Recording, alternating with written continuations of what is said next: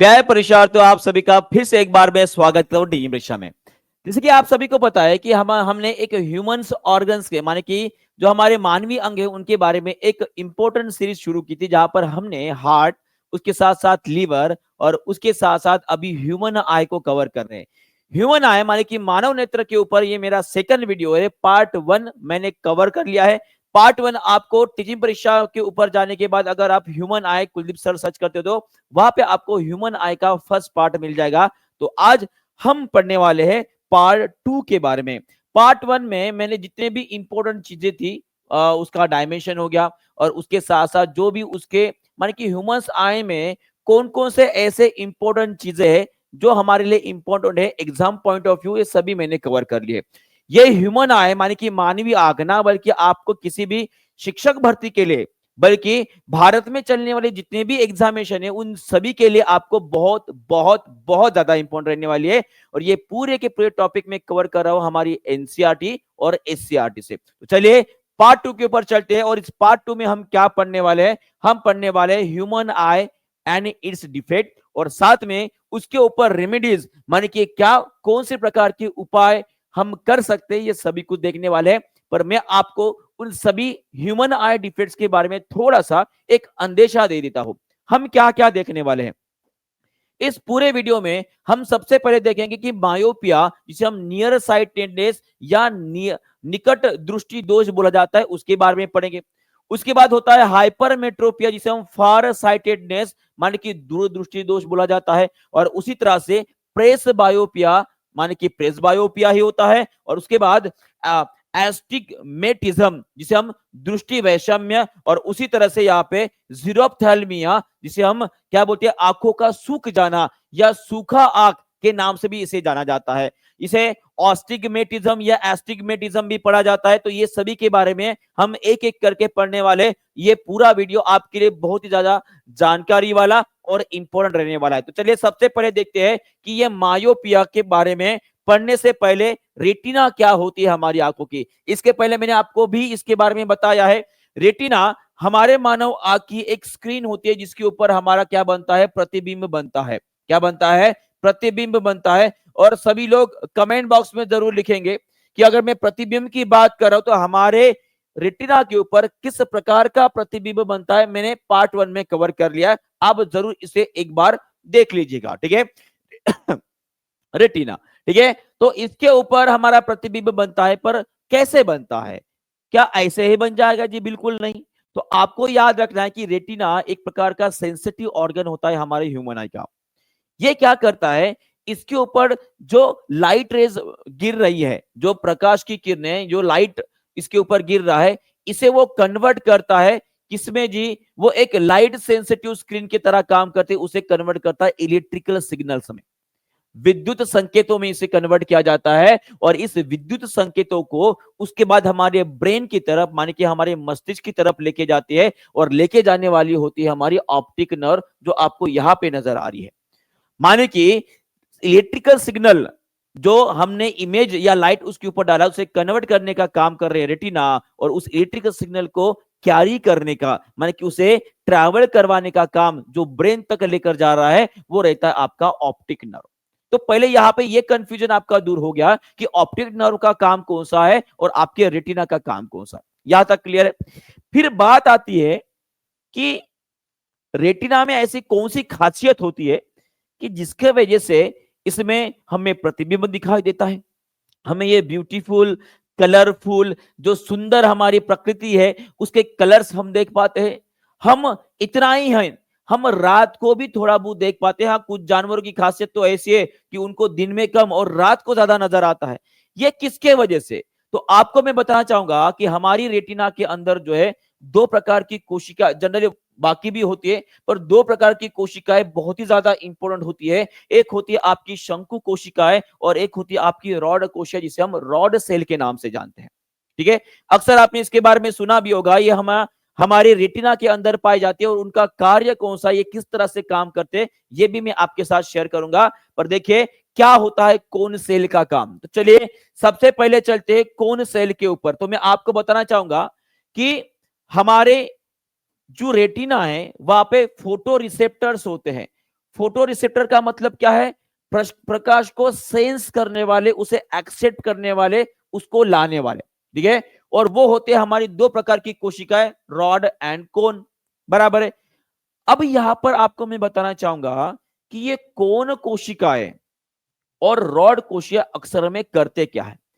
मैं अगर बात करता हूं सबसे पहले रॉड कोशिकाओं की, तो मैं आपको यह बताना चाहूंगा कि ये रॉड सेल जो है, लाइट को जब उसके ऊपर फॉल किया जाता है, जब लाइट उसके ऊपर गिरता है, ठीक है, तो ऑब्वियस है ये सेंस कर लेते हैं उसे।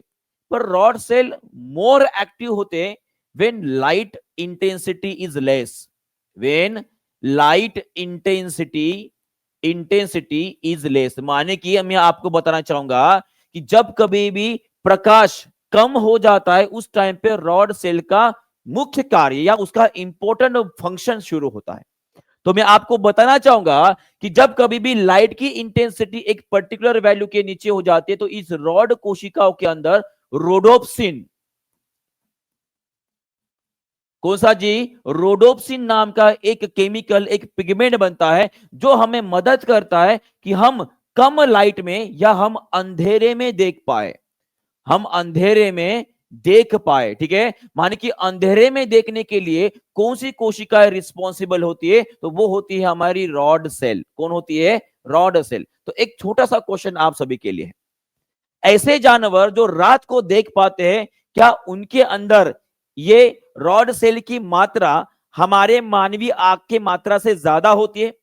Does the animals which can see or observe the things more clearly in night or in dim light, does they contain more amount of rod cell compared to the human retina?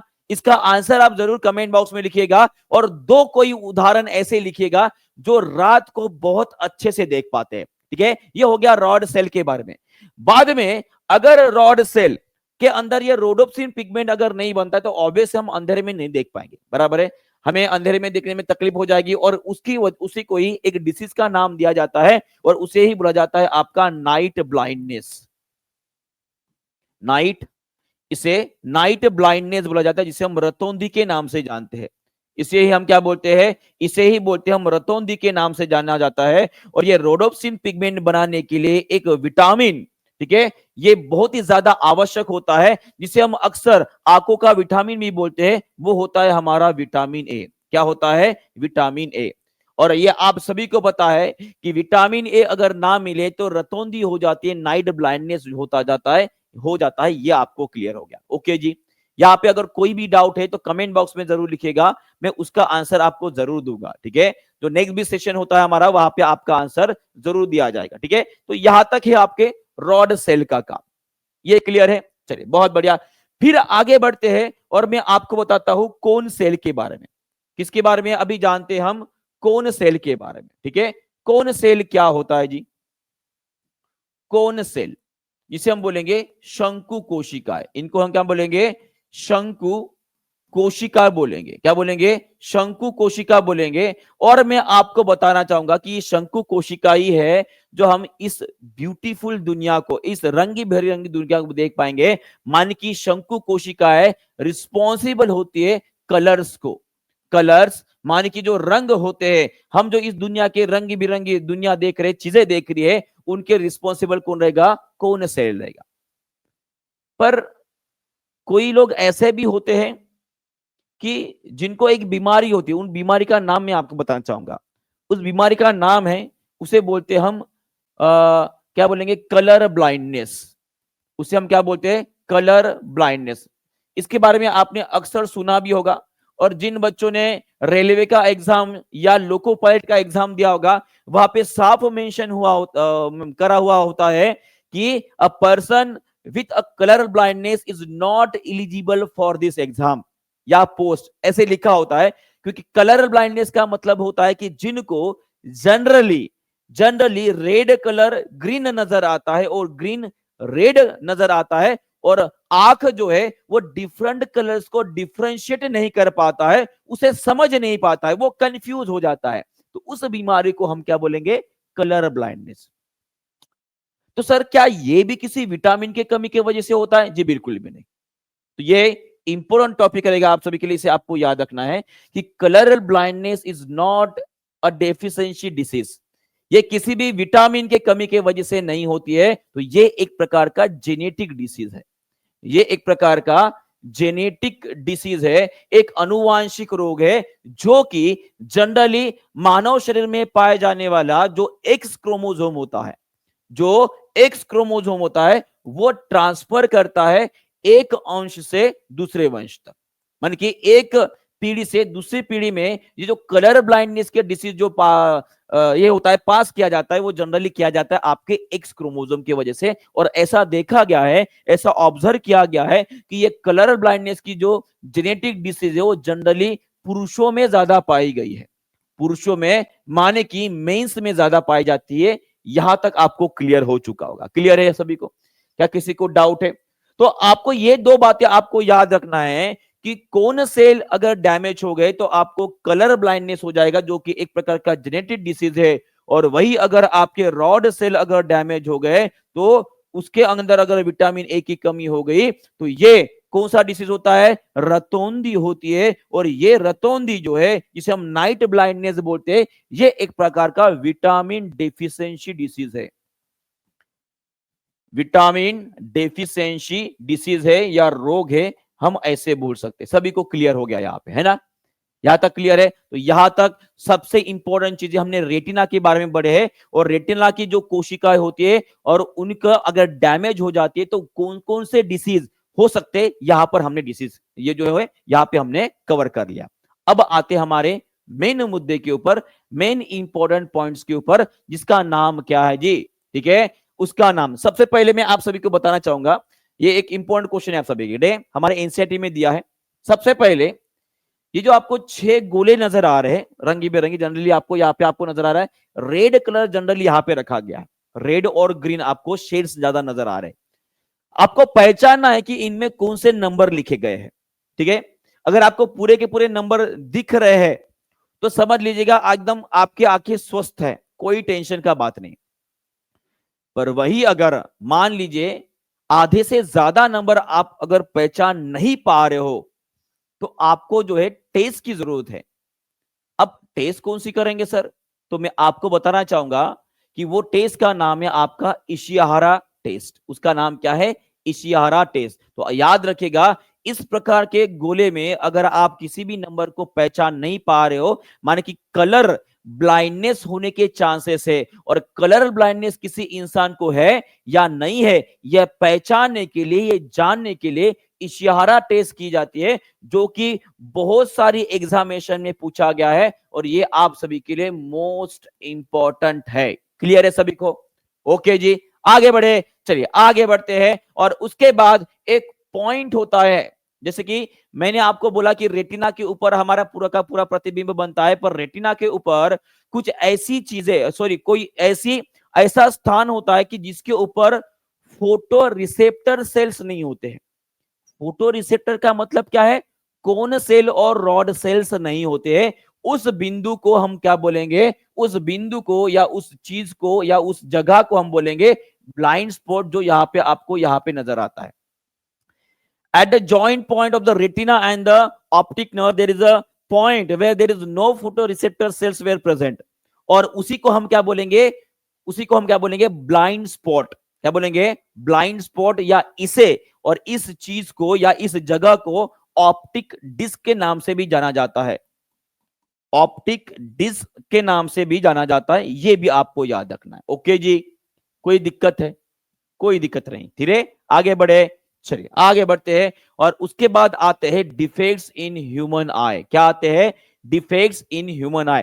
थोड़ी सी video लंबी होगी, पर ये पूरी की पूरी video जो है आपको बहुत ही ज्यादा इंपॉर्टेंट, और एक ही वीडियो में आपका पूरा का पूरा ह्यूमन आई के जितने भी डिफेक्ट्स है वो रेटिना वाले भी देख लिए। अब हम देखने वाले कि अगर हमारे ह्यूमन आई का जो गोला होता है, जो स्पीयर होता है, उसमें अगर डिफेक्टिव साइज हो गया तो उसकी वजह से कौन कौन सी बीमारियां होती है। ठीक है, तो सबसे पहले कौन कौन सी बीमारियां, जैसे कि मैंने पहले भी बोला है कि इस 5 बीमारियों के बारे में आपको बताने वाला हूं। ठीक है, वो किसके वजह से होता है, फिर उसको अगर रेमेडी के तौर के ऊपर हमें करना है तो उसके लिए कौन सा उपाय करेंगे, ये सब कुछ। ठीक है, चलते हैं। चले चलते हैं।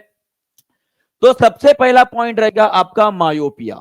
सबसे पहला पॉइंट कैसा रहेगा हमारा? मायोपिया, जिसे हम निकट दृष्टि दोष के नाम से जानते हैं। क्या बोलते हैं?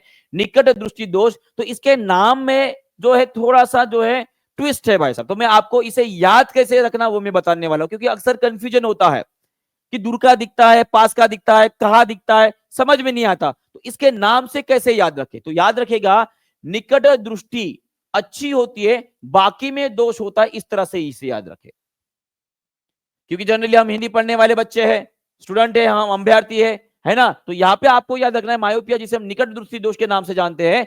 निकट दृष्टि अच्छी होती है, बाद में दिखाई नहीं देता। तो यहाँ पे आप फिगर में आपको नजर आ रहा होगा, यह हमारी नॉर्मल आंख है। ये हमारी कैसे है? नॉर्मल आंख है, जहां पर जो है आपको पास का तो क्लियर नजर आ रहा है और दूर का भी थोड़ा बहुत नजर आ रहा है ठीक से, ठीक है। पर वही अगर मैं थोड़ा सा जूम करके मैं आपको बताना चाहूंगा, ताकि आपको और क्लियरली नजर आए, ठीक है, ताकि आपके आंखों में कोई डिफेक्ट ना आ जाए। बराबर है? हाँ। तो ये है हमारी नॉर्मल आंख, जहां पे प्रकाश की किरणें जो है हमारी लेंस के ऊपर गिर रही है और सीधा जाके आपके जो है रेटिना के ऊपर वो प्रतिबिंब बना रही है। अगर ऐसा कुछ हो रहा है तो आप यहां पर देख रहे हो कि यहाँ पे road close to the through traffic कुछ तो भी लिखा है, और यहाँ पे भी आपको नजर आ रहा है थोड़ा थोड़ा रोड क्लोज लिखा है। सबको नजर आ रहा है ना? क्लियर है ना? तो समझ लीजिएगा कुछ ना कुछ गड़बड़ है, ठीक है। हाँ, अगर गड़बड़ नहीं है तो मैं, अगर वो गड़बड़ आपकी आंखों में आ रहा है कि अगर मान लीजिए ये जो प्रकाश की किरणें आपके लेंस के ऊपर गिरने के बाद आगे जाने की बजाय रेटिना के पहले ही यहाँ पे मिल गई, तो आपको कुछ ऐसा नजर आएगा। अब यहाँ पे आपको नजर आ रहा है कि पास का नजर क्लियर आ रहा है, पर दूर का आपको नजर ही नहीं आ रहा है। इसी डिसीज को हम क्या बोलेंगे? इसी को ही हम बोलेंगे, क्या बोलेंगे जी? इसे ही बोलेंगे हम मायोपिया या निकट दृष्टि दोष बोलेंगे। क्लियर है सभी को? ये क्लियर है सभी को? और थोड़ा सा आगे बढ़ते हैं। अब ये होता क्यों, ये देख लेते हैं। ऐसी कौन सी वजह है, ऐसी कौन से कारण है कि जिसके वजह से रेटिना जो पहले जो हमारे यहाँ लेंस है बराबर रेटिना के ऊपर इमेज बना रहा था, वो पहले ही क्यों बना रहा है? तो मैं आपको इसका कारण बताना चाहूंगा। यहाँ पे इस आंख को देखिए, वो एग्जैक्टली आपको गोला नजर नहीं आ रहा है, ये एक्चुअली अंडे के जैसे हो गया। माने कि क्या हुआ है कि जो पहले आपका लेंस और रेटिना का अंतर इतना था, वो अंडे के शेप का होने की वजह से अंतर अभी क्या हो गया है? बढ़ गया है। क्या हो गया है? बढ़ गया है। और इसी बढ़ने के कारण जो हमारा लेंस है वो एग्जैक्टली रेटिना के ऊपर नहीं तो रेटिना के पहले ही प्रतिबिंब बना रहा है। सर अभी क्या करेंगे फिर? इसके लिए हमारे पास कौन सा ऐसा उपाय है? एक ऑपरेशन तो नहीं कर पाएंगे, कोई डॉक्टर तो ऐसा नहीं करेगा कि ठीक है ना, क्या हो रहा है, अंडे के शेप का हो गया ना, उसे निकाल लेते हैं, मरोड़ लेते हैं, फिर से फिक्स कर देंगे। भाई साहब, लाखों रुपया खर्च हो जाएगा। उससे अच्छा सस्ता उपाय क्या करेंगे सर? सिंपल सा उपाय है। अब हम क्या करने वाले हैं, ये जो प्रकाश की किरणें यहां तक नहीं पहुंच पा रही है ना, इनको पहुंचाते हैं। भाई साहब कैसे पहुंचाएंगे, सभी लोग यहाँ पे देंगे। अब मैं क्या कर रहा हूं, यहाँ पे कुछ ऐसा लेंस का इस्तेमाल करूंगा जिसके वजह से ये प्रकाश की किरणें डाइवर्ज हो जाए। क्या हो जाए? डाइवर्ज हो जाए। मान कि मैं यहां पे मैं कोई डाइवर्जिंग लेंस इस्तेमाल करूंगा, डाइवर्जिंग लेंस का इस्तेमाल करूंगा, और उसी लेंस का नाम क्या जी? इसे ही बोलते हम कॉनकेव लेंस, या इसे बोलेंगे हम अवतल लेंस। क्या बोलेंगे? अवतल लेंस के नाम से ही इसे पहचाना जाता है। सर इसमें क्या होता है, सब लोग यहाँ पे ध्यान देंगे। जब कभी भी मैं अवतल लेंस को इस्तेमाल करूंगा तो आप सभी को पता है कि अवतल लेंस डाइवर्जिंग नेचर का होता है। तो यहाँ पे पड़ने वाली प्रकाश की किरणें इस तरह से सीधी नहीं जाएगी, बल्कि वो इस तरह से डाइवर्ज हो जाएगी। यहाँ पे आई, वो डाइवर्ज हो जाएगी, और जब रेटिना के ऊपर गिरेगी तो ऑब्वियस है वो इस तरह से उसको पॉइंट या उसका फोकल लेंथ हम एडजस्ट करेंगे, ताकि लेंस के ऊपर पड़ने के बाद या गिरने के बाद सीधा वो आपके रेटिना तक पहुंच जाए। बस हो गया। आपका जो लाइट है हमने रेटिना तक पहुंचा दिया, इसका मतलब आंख अभी आपकी एकदम तंदुरुस्त हो चुकी है। आप किसी भी इमेज को क्लियरली देख सकोगे। सबको समझ में आ गया है जी यहाँ पे? तो इस तरह से अगर पढ़ोगे ना तो इजीली याद हो जाएगा। सिंपल सी बात है, गोला पहले गोला था, वो अंडा हो गया है। अंडा होने की वजह से रेटिना के ऊपर प्रतिबिंब नहीं बन रहा है, पहले ही बन रहा है। तो प्रकाश को और आगे भेजने के लिए हमने किसका इस्तेमाल किया? डायवर्जिंग लेंस का। तो यहाँ पे आपको उपाय मिल गया। ये सबको क्लियर हो गया है? क्लियर है? क्लियर है? चलो बहुत बहुत बढ़िया। ये आपको अगर क्लियर हो गया है तो सेकंड मायोपिया आपको समझ में आ गया, ठीक है, यहाँ पे क्लियर हो गया। तो सेकंड डिसीज है हमारा हाइपरमेट्रोपिया। सेम टू सेम है, बाकी कुछ नहीं है। हाइपरमेट्रोपिया के बोला जाता है दूरदृष्टि। दोस्तों ये आपको याद रखना है, दूर की दृष्टि अच्छी होती है, बाकी सब में दोष होता है, ऐसे आपको याद रखना है। इस महिला को देखिए भाई साहब, पता नहीं क्या देख रहे हैं, ऐसा लग रहा है कि टॉम एंड जेरी का कोई शो देख रहे हैं और टॉम एंड जेरी जो उनको दिखाई नहीं दे रहे हैं। तो यहाँ पे आप सीधा देख पा रहे हो कि इनकी पास की नजर कमजोर है। यहाँ पे क्या हो जाएगी? आपकी पास की नजर कमजोर हो जाएगी। मान कि आपको जो है पास का नजर नहीं आएगा, दूर का नजर आएगा। इसीलिए दूर की दृष्टि ठीक है, पास की नजर गई काम से। तो इसे बोलेंगे हम हाइपरमेट्रोपिया। सर ये क्यों होता है वो भी पढ़ेंगे, थोड़ा सा सब्र। देखिए मैं अगर इसकी बात करूंगा तो पहली केस में मायोपिया में हमारा जो नॉर्मल आई गोला था वो एक्चुअली अंडे के जैसे हो गया। अब यहां पे भी अंडा ही आपको नजर आ रहा है, पर अंडा कैसा है? ये खड़ा हो गया है। माने कि पहले आपकी नॉर्मल आई से गोला था, अब वो कैसे हो गया है? इस तरह का हो गया है। तो आप यहाँ पे नजर देख रहे हो, या अगर इसे ऑब्जर्व करें तो आपको ये नजर आएगा कि पहले लेंस और रेटिना यहाँ पे थी, माने कि अंतर ज्यादा था। पर अगर आपको हाइपरमेट्रोपिया या दूरदृष्टि दोष हो चुका है तो ये डिस्टेंस कैसे हो जाता है? ये डिस्टेंस आपका कम हो गया। कैसे हो गया? कम हो गया। और यहां पे हमारी लेंस के द्वारा बनाया गया जो फोकस है वो आपके रेटिना के पीछे जा रहा है। कहां पे जा रहा है? रेटिना के पीछे जा रहा है। यह हमें डिफेक्ट समझ में आ गया कि किसके वजह से हुआ है। अब हम क्या करेंगे? जो दूर गया हुआ आपका फोकस है उसे पास लाएंगे, और पास लाने के लिए हम इन प्रकाश की किरणों को कॉन्वर्ज करेंगे। पास लाना मतलब क्या है? उनको पास लाना है, यानी कि कॉन्वर्ज करना है। तो यहां पे मैं क्या करूंगा? यहां पे मैं कॉन्वर्जिंग लेंस का इस्तेमाल करूंगा। और हमारा कॉन्वर्जिंग लेंस कौन सा है? वो है हमारा कॉन्वेक्स लेंस है, जिसे हम उत्तल लेंस बोलते हैं। क्या बोलते हैं? उत्तल लेंस के नाम से जानते हैं। और इसके ऊपर पड़ने वाली या गिरने वाले जितने भी प्रकाश की किरणें हैं वो सीधा क्या हो जाएगी? कॉन्वर्ज हो जाएगी आपके लेंस के ऊपर जाने से पहले ही। तो ऑब्वियसली जब लेंस के ऊपर जाके गिरेगी तो इनका ये अंतर कम हो जाएगा, और इस तरह से उसे एडजस्ट किया जाता है, इस तरह से उसका फोकल लेंथ डिसाइड किया जाता है, ताकि आपका प्रतिबिंब एग्जैक्टली कहां पर बने जी? रेटिना के ऊपर बने। तो ये पूरी की पूरी कहानी है आपकी मायोपिया और हाइपरमेट्रोपिया की। ये क्लियर है सभी को? ओके, अगर आपको समझ में आ रहा है तो लाइक शेयर और सब्सक्राइब भी करना ना भूलिएगा, ठीक है। चलो बहुत बढ़िया, ये आपको क्लियर हो गया है। आगे बढ़ते हैं। नेक्स्ट डिसीज जो है वो है प्रेस बायोपिया, ठीक है। Presbyopia is one of the eye defect cause due to the old age. माने कि जैसे जैसे आदमी बूढ़ा होते जाता है उसके वजह से क्या होता है? जो हमारे सिलरी मसल्स होते हैं वो कमजोर होते जाती है, और उसके वजह से जो है एक डिसीज हो जाता है जिसे बोलेंगे हम, जिसके पास का नजर तो नहीं आता है, पर और उम्र जैसे बढ़ती है तो दूर का भी नजर नहीं आता है, उसको भी हम देखेंगे। पर एक नया एक एनसीईआरटी में दिया गया एक डिसीज है जो आपके मेरे साथ में शेयर करना चाहूंगा, उसका नाम है ऑस्टिग्मेटिज्म, जिसे हम दृष्टि वैषम्य के नाम से भी जानते हैं। सबसे पहले मैं आपको कुछ बातें पूछना चाहूंगा, ठीक है, कुछ सिम्टम्स आपको पूछना चाहूंगा, क्या वो आपको होते हैं? ठीक है, सबसे पहला सिम्टम है, क्या आपकी आंखों में खुजली होती है? होती है? होती होगी। क्या आपके आंखों से पढ़ते समय आंखों से पानी निकलता है? निकलता है, तो ठीक है, आगे बढ़ते हैं। क्या पढ़ते समय या रीडिंग करते समय या पढ़ाई करते समय आपके सर में दर्द होता है? अगर होता है तो समझ लीजिए कि आपको ऑस्टिग्मेटिज्म हो चुका है।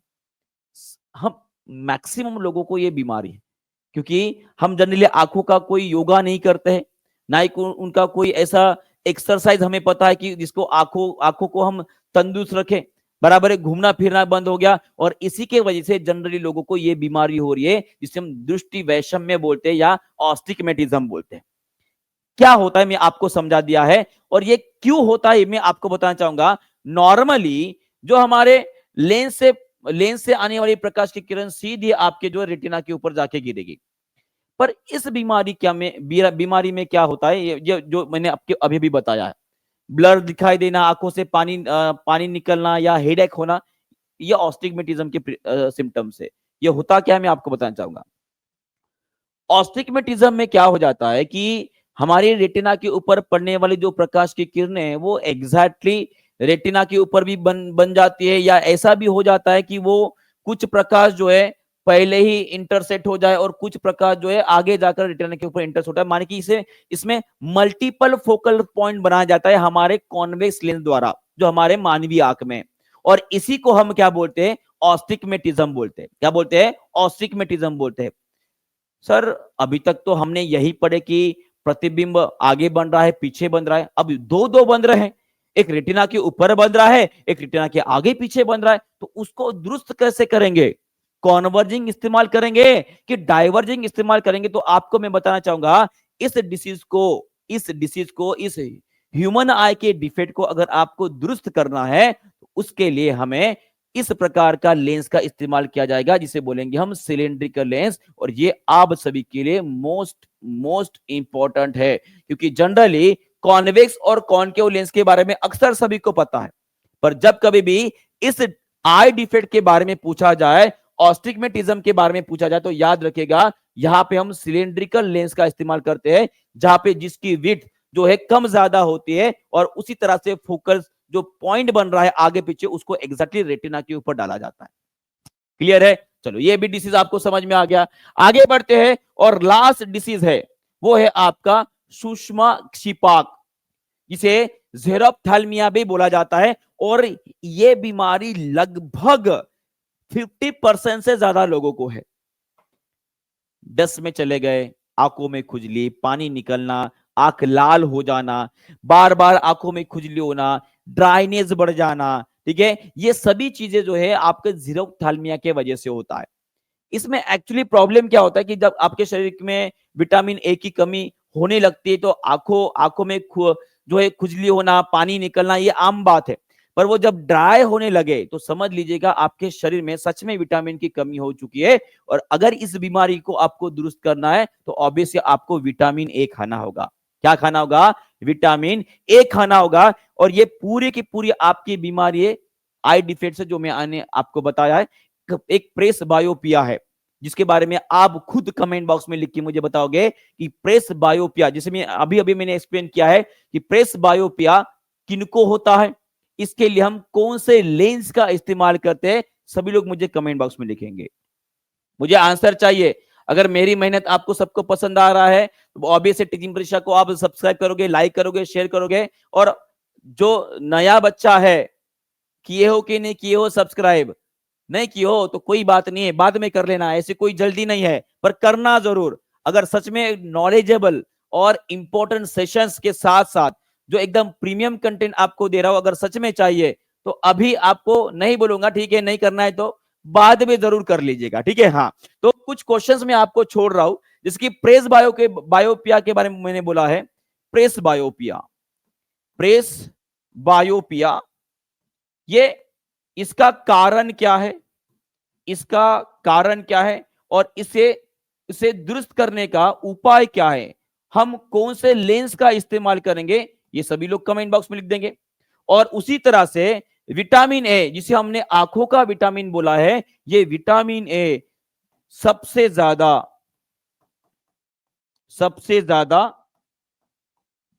कौन से रंग के फलों में पाया जाता है, इन दो क्वेश्चन का आंसर कमेंट बॉक्स में जरूर लिखेगा। अगर आपके कमेंट अच्छे रहे या आपका रिस्पॉन्स अच्छा रहा तो नेक्स्ट पार्ट में ब्रेन के ऊपर बनाने वाला हूं, ये भी याद रखेगा, ठीक है।